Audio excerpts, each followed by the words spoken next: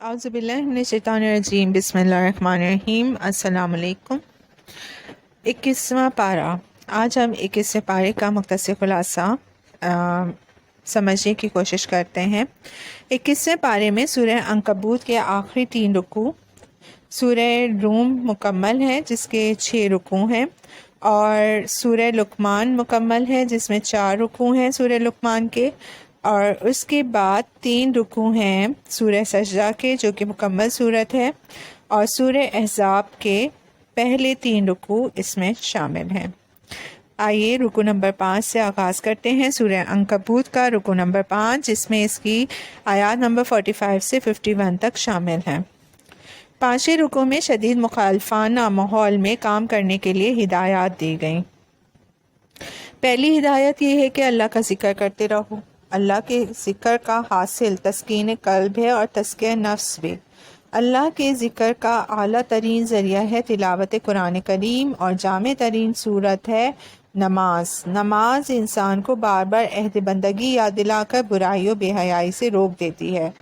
کسی کو دعوت دین دیتے ہوئے شائستہ اور مہذب انداز اختیار کیا جائے۔ ہر دھرمی کا طرز عمل اختیار کرنے والوں سے خوبصورتی کے ساتھ علیحدگی اختیار کر لی جائے۔ دعوت کی بنیاد مشترکہ نکات کو بنایا جائے۔ بشارت دی گئی کہ اہل کتاب اور اہل مکہ میں ایسے سلیم الفطرت لوگ ہیں جو ایمان لے آئیں گے، البتہ کچھ ایسے ظالم ہیں جو قرآن حکیم جیسا معجزانہ کلام سامنے آنے کے باوجود معجزات طلب کر رہے ہیں۔ انہیں آگاہ کر دیا گیا کہ معجزے تو صرف اللہ ہی دکھا سکتا ہے۔ نبی اکرم صلی اللہ علیہ وسلم کو اللہ نے قرآن جیسا معجزہ عطا کیا ہے جس کی مانند کلام لانا کسی کے لیے ممکن ہی نہیں۔ یہ قرآن بلا شبہ رحمت بھی ہے اور اصل حقائق کی یاد دہانی کرانے کا مؤثر ذریعہ بھی۔ رکوع نمبر 6 آیات نمبر 52 سے 63 تک۔ 6 رکوع میں اہل ایمان کو آگاہ کیا گیا کہ اہمیت کسی خطہ زمین کی نہیں، اللہ کی عبادت کی ہے۔ اگر کسی علاقے میں اللہ کی عبادت کرنا دشوار ہو جائے تو وہاں سے ہجرت کر جاؤ۔ اگر کوئی شخص زمین کو مقدس سمجھ کر یا وقتی مفادات کی وجہ سے اس سے چمٹا رہے گا تو عنقریب موت آ کر اسے اس زمین سے جدا کر دے گی۔ بہتر ہے کہ خود ہی ہجرت کر لو۔ اللہ ہجرت کرنے والوں کے گناہ بخش دے گا، انہیں دنیا میں عمدہ ٹھکانہ اور آخرت میں جنت کے بالا خانے عطا کرے گا۔ رکوع نمبر 7 آیات نمبر 64 سے 69 تک۔ اس رکوع میں آگاہ کیا گیا کہ دنیاوی زندگی ایک ڈرامے کی طرح ہے جس کا دورانیہ محدود ہے۔ مختلف افراد اپنا اپنا کردار ادا کرتے ہیں، البتہ ڈرامہ ختم ہوتے ہی ہر فرد اپنی اصل اوقات پر آ جاتا ہے۔ اسی طرح دنیا میں کوئی امیر ہے اور کوئی فقیر، یہ تمام حالات عارضی ہیں۔ موت کے بعد ہر ایک کو ایک جیسے کفن اور ایک جیسی قبر کی کوٹری میں آخرت کا انتظار کرنا ہے۔ آخرت میں بدلہ دنیا میں اچھے یا برے کردار کے اعتبار سے ملے گا۔ یہ بدلہ دائمی ہوگا جو ابدی جنت اور ابدی جہنم کی صورت میں ظاہر ہوگا۔ جو لوگ آخرت کو مقصود بنا کر مال و جان سے اللہ کی راہ میں جہاد کرتے ہیں، اللہ انہی کو اپنے راستے کی ہدایت دیتا ہے۔ گویا ہدایت اسی کو ملے گی جو نہ صرف قرآن مجید کی تعلیمات کو سمجھے بلکہ ذوق و شوق سے ان پر عمل کرے، ان کو دوسروں تک پہنچائے اور ان کے نفاذ کے لیے مال اور جان سے جہاد کرے۔ اللہ ہمیں اس کی توفیق عطا فرمائے، آمین۔ اس کے بعد دوسری صورت یہاں شروع ہوتی ہے سورہ روم، اور اس میں اللہ کی نعمتوں اور قدرتوں کا بیان ہے۔ رکوع نمبر 1 آیات نمبر 1 سے 10 تک۔ اس میں مسلمانوں کے لیے خوشخبری ہے۔ پہلے رکوع میں بیان کیا گیا کہ سرزمین فلسطین میں آتش پرست ایرانیوں نے اہل کتاب رومیوں کو شکست سے دوچار کر دیا ہے۔ آتش پرست مشرکوں کی کامیابی پر مشرکین مکہ خوش اور مسلمان غمگین ہیں۔ مسلمانوں کو بشارت دی گئی کہ چند سالوں میں رومیوں کو فتح حاصل ہوگی۔ یہ فتح ایک ایسے روز حاصل ہوگی جس روز مسلمان بھی اللہ کی مدد کے سہارے ایک کامیابی پر خوشیاں منا رہے ہوں گے۔ یہ خوشخبری عین بدر کے دن پوری ہوئی، اور قرآن کے کلام اللہ ہونے کا ثبوت ظاہر ہو گیا۔ جس قرآن نے اس فتح کی خبر دی وہی بتا رہا ہے کہ آخرت بھی آئے گی۔ افسوس کہ انسانوں کی اکثریت دنیا کی زندگی کے بھی صرف ظاہر سے واقف ہے اور آخرت سے تو بالکل ہی غافل ہے، اور اگر لوگ غور کریں تو ان کے وجود میں ضمیر آخرت کے آنے پر دلیل ہے۔ وہ ہر نیکی پر تسکین اور ہر برائی پر خلش پیدا کر کے ثابت کرتا ہے کہ نیکی کا اچھا بدلہ اور بدی کا برا بدلہ مل کر رہے گا۔ رکوع نمبر 2 آیات نمبر 11 سے 19 تک۔ اس رکوع میں بتایا گیا کہ روز قیامت تمام انسان اپنے اپنے اعمال کے اعتبار سے 2 گروپس میں تقسیم ہو جائیں گے۔ نیک انسانوں کا مقام جنت ہوگا جہاں ان کی بھرپور مہمان نوازی ہوگی۔ مجرم لوگ عذاب میں گرفتار شدید مایوسی سے دوچار ہوں گے۔ کوئی من گھڑت معبود ان کی سفارش نہیں کرے گا بلکہ وہ خود بھی اپنے خود ساختہ معبودوں سے اعلان بیزاری کریں گے۔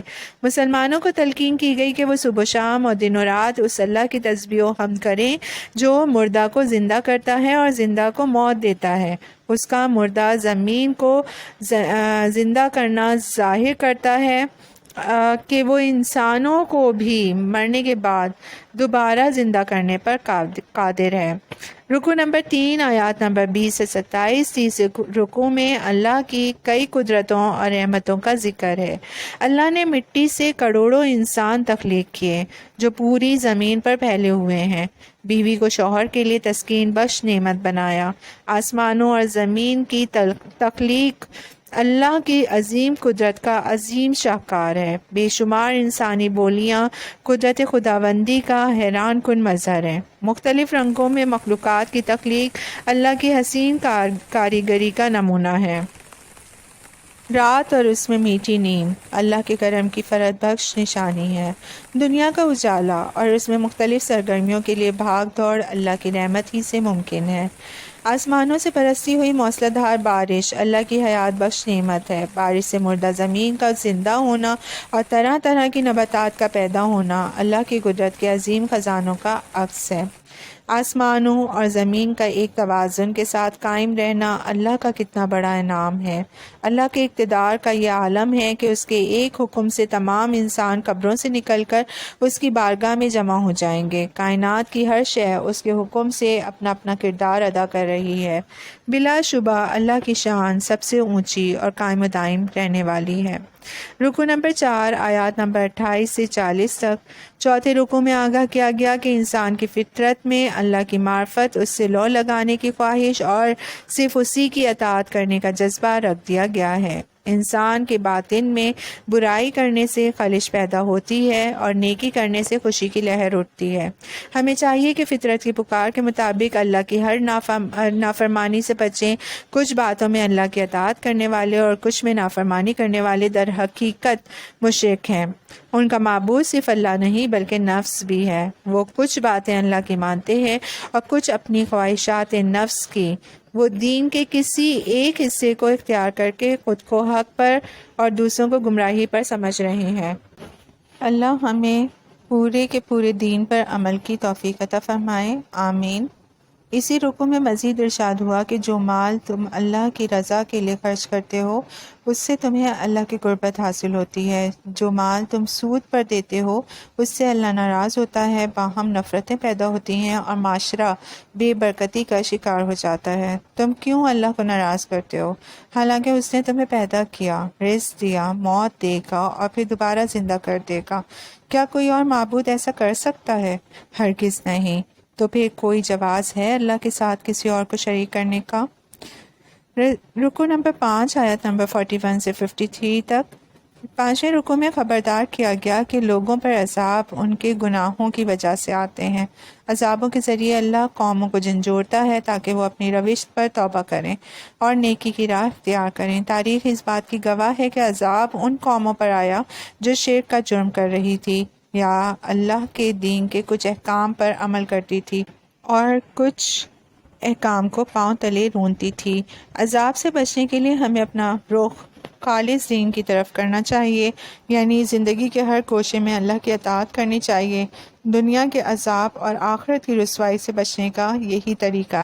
رکوع نمبر 6 آیات نمبر 54 سے لے کر 60 تک یہ سورہ روم کی آخری آیات ہیں، اور اس میں انسان کو یاد دلایا گیا کہ اللہ نے اسے لاچار اور کمزور پیدا کیا، پھر رفتہ رفتہ اسے قوت و توانائی دی، پھر وہ دوبارہ اسے لاغر اور لاچار کر دیتا ہے۔ بلا شبہ انسان پورے کا پورا اللہ ہی کے اختیار میں ہے۔ روز قیامت مجرم بڑی حسرت سے کہیں گے کہ ہم دنیا میں صرف ایک گھڑی کا وقت گزار کر آئے ہیں، لیکن وہ حسرت اس روز ان کے کام نہ آئے گی۔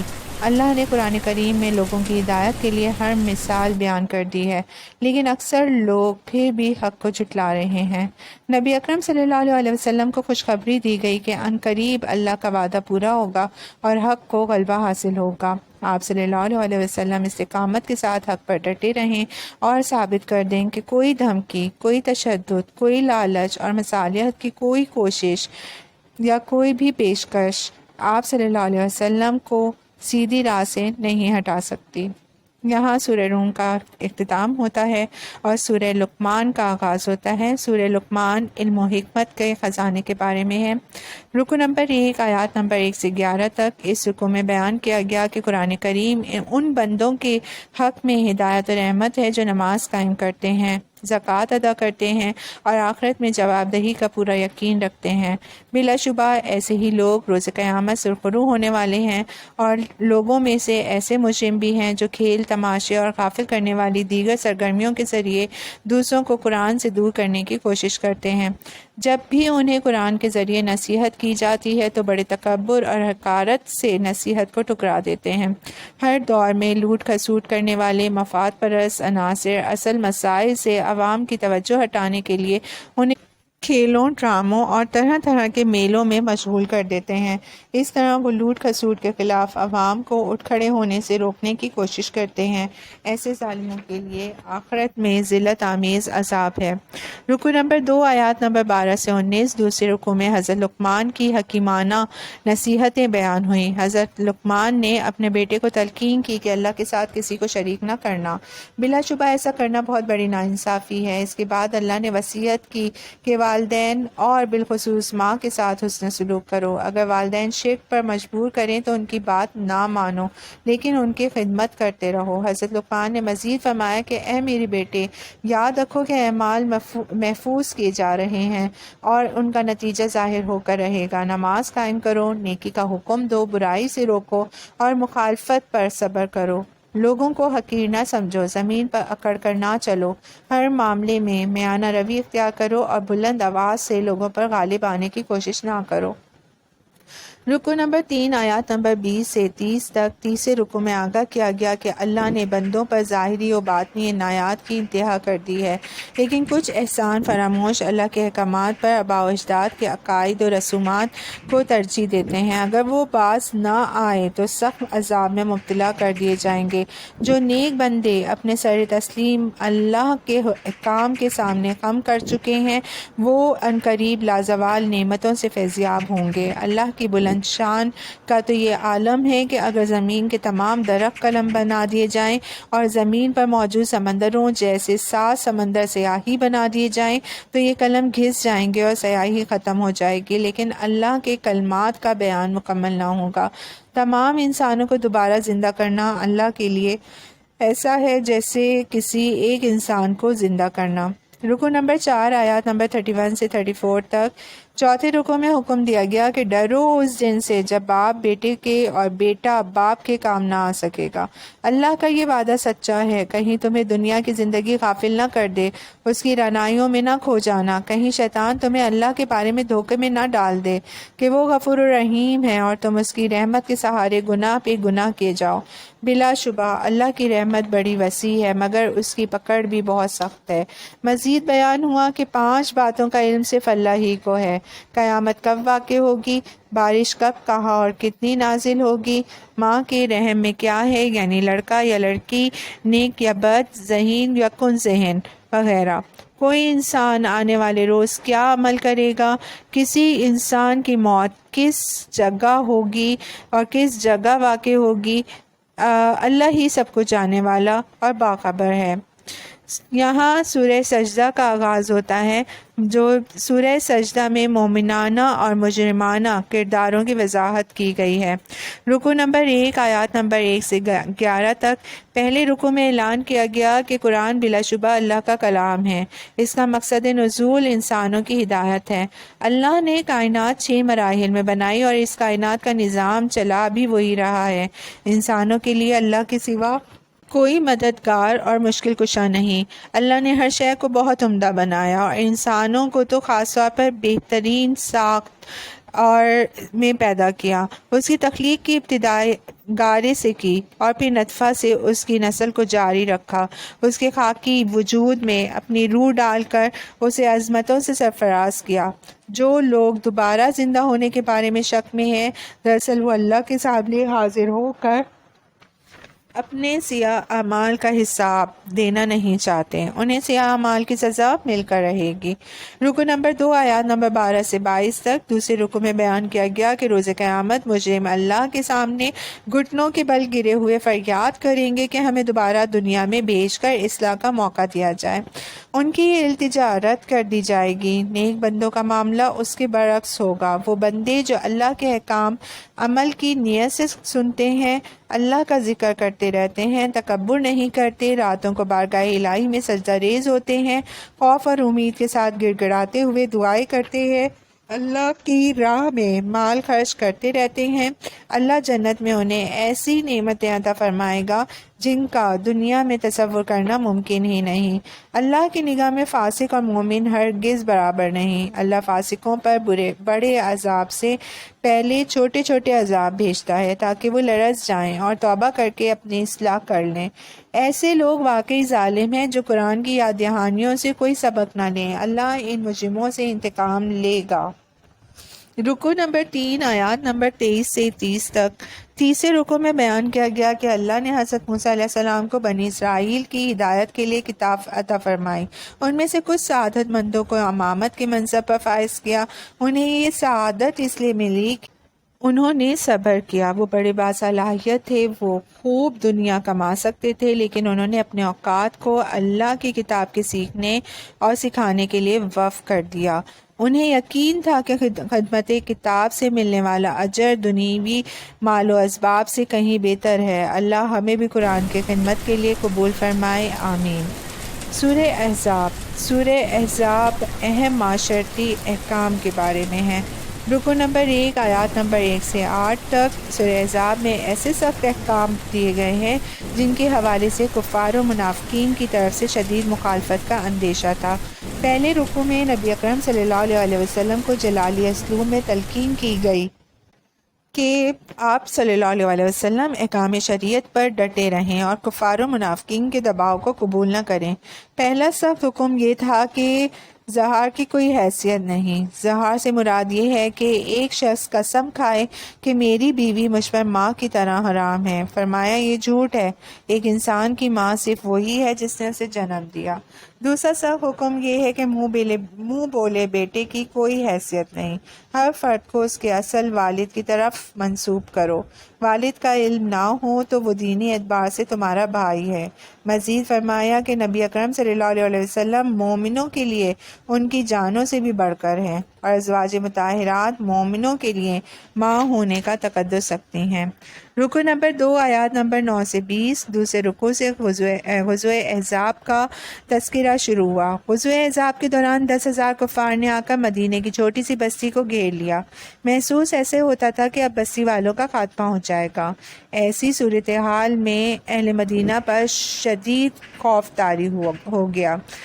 اس موقع پر منافقانہ طرز عمل بھی کھل کر سامنے آ گیا۔ منافقین نے کہا کہ ہم سے اللہ اور اس کے رسول صلی اللہ علیہ وسلم نے جھوٹا وعدہ کیا تھا۔ ہمیں روم، ایران اور یمن پر فتح کے خواب دکھائے گئے تھے، جبکہ آج ہم رفع حاجت کے لیے گھر سے باہر نہیں جا سکتے۔ ان باتوں کا مقصد مسلمانوں کو مایوس کرنا اور ان کے حوصلے پست کرنا تھا۔ انہوں نے نہ صرف خود بزدلی دکھائی بلکہ دوسروں کو بھی محاذ جنگ پر جانے سے روکا۔ کیا گھروں میں رہ کر موت سے محفوظ ہو گئے؟ اللہ ہمیں منافقانہ طرز عمل سے محفوظ فرمائے، آمین۔ رکو نمبر 3 آیات نمبر 21 سے 27 تک۔ تیسرے رکو میں رہنمائی دی گئی کہ رسول اللہ صلی اللہ علیہ وسلم کی ذات بابرکت مومنوں کے لیے بہترین نمونہ ہے، ایسے مومن جو اللہ کی رضا اور آخرت کی فلاح چاہتے ہیں۔ آپ واحد رسول اللہ صلی اللہ علیہ وسلم ہیں جو انفرادی اور اجتماعی دونوں اعتبارات سے کامل نمونہ ہیں۔ انفرادی اعتبار سے معاشرے کے ہر کردار کے لیے اور اجتماعی اعتبار سے تاریخ انسانی کا عظیم ترین اور ہمگیر انقلاب برپا کرنے والے کے طور پر، ایسا انقلاب جس کے لیے جد و جہد میں معجزات کا عمل دخل نہ ہونے کے برابر ہے، تاکہ بعد میں بھی لوگ آپ صلی اللہ علیہ وسلم کے اسوہ کی پیروی کر سکیں۔ غزوہ احزاب میں جب مومنوں نے کفار کے لشکر دیکھے تو پکار اٹھے کہ انہیں آزمائشوں کا وعدہ ہم سے اللہ اور اس کے رسول صلی اللہ علیہ وسلم نے کیا تھا۔ انہوں نے بڑی دلیری سے کفار کو خندق عبور کرنے سے روکے رکھا۔ اس دوران چند صحابہ نے جام شہادت بھی نوش کیا اور باقی بھی یہ سعادت حاصل کرنے کے لیے بے چین تھے۔ اللہ انہیں اس سرفروشی کا بھرپور بدلہ عطا فرمائے گا۔ کفار کے لشکروں کو ذلت آمیز شکست ہوئی، وہ مایوسی و حسرت کے ساتھ لوٹ گئے۔ یہود کے قبیلے بنو قریظہ نے میثاق مدینہ کو توڑ کر کفار کے لشکروں سے گٹھ جوڑ کرنے کی کوشش کی تھی۔ وہ بھی بدترین ذلت سے دوچار ہوئے، کچھ قیدی بنے، کچھ قتل ہوئے اور ان کی تمام املاک غنیمت کے طور پر مسلمانوں کو مل گئیں۔ یہاں پارہ نمبر 21 کا اختتام ہوتا ہے اور سورہ احزاب کے اس میں رکوع تھے، 3 رکوع شامل تھے، آیات تھیں اس میں 27 تک، باقی اس میں چوتھے رکوع سے 22ویں پارے میں شامل ہے یہ صورت۔ انشاءاللہ نیکسٹ ویڈیو میں ہم 22ویں پارے کا مختصر خلاصہ سمجھنے کی کوشش کریں گے۔ اللہ ہم سب کو نیکیوں کی طرف راغب کرے، نیک اعمال کرنے کی توفیق عطا فرمائے اور سب کو اپنی حفاظت میں رکھیں۔ آمین ثم آمین۔ شکریہ۔